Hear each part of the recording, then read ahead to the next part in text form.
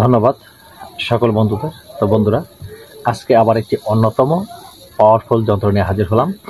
আজকের যন্ত্রটি অত্যন্ত গুরুত্বপূর্ণ মা বোন যারা আছেন তাদের জন্য। আগেই বলে দিলাম, আপনারা যেটা থাম্বনেল দেখতে পাচ্ছেন এটা মা বোন যারা আছেন তাদের জন্য গুরুত্বপূর্ণ। এই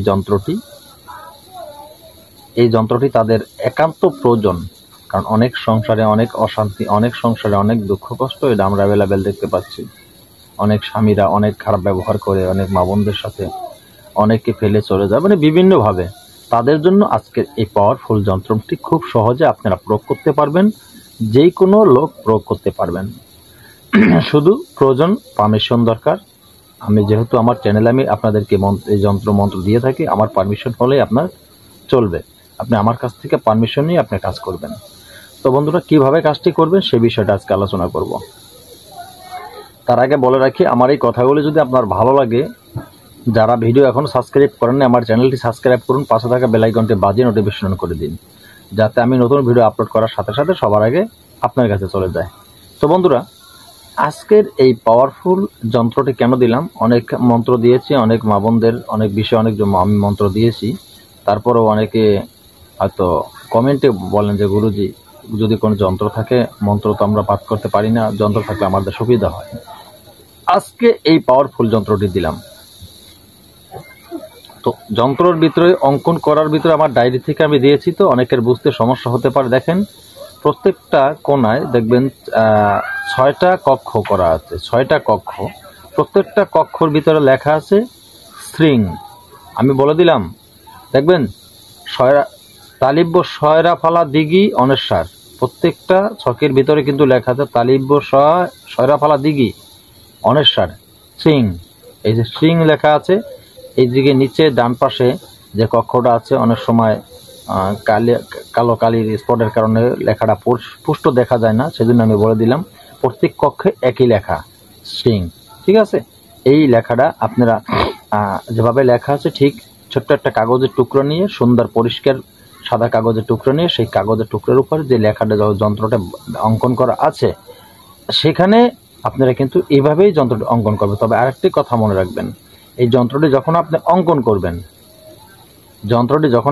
করবেন, এই যন্ত্রটির মাঝে দেখবেন আপনি এই যে মন্ত্র লেখা আছে, মন্ত্র লিখবেন আপনি, অমুকং শব্দ আছে, অমুকং, এই অমুকং শব্দর এখানে আপনি আপনার স্বামীর নাম লিখবেন। মনে রাখবেন, আপনি আপনার স্বামীর নাম লিখবেন, যে স্বামী আপনার সাথে দুর্ব্যবহার করে, দুরাচার করে, দেখতে পারেন না, তর্ক বিতর্ক ঝগড়া তর্ক লেগেই থাকে বিভিন্নভাবে, আপনি তার নামটা ওখানে লিখবেন। লেখার পরে আপনি কি করবেন? আপনি তার আগে এই কাজটি আপনি প্রস্তুতি নেওয়ার আগে 2টি সরা কিনে নেবেন, মাটির 2টি সরা কিনে নিয়ে আসবেন। মাটির 2টি সরা এনে এই কাজটি আপনি শুরু করবেন। আর আনবেন কি, এই যে লেখাটা আপনি লিখবেন কি দিয়ে? আপনি লিখতে হবে ভুজ পাতায়,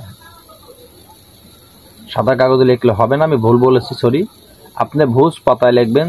দর্শকর্মা দোকানে ভুজ পাতা পেয়ে যাবেন, যে সমস্ত দোকানে দেখবেন কবিরাজি মাল বিক্রি হয়।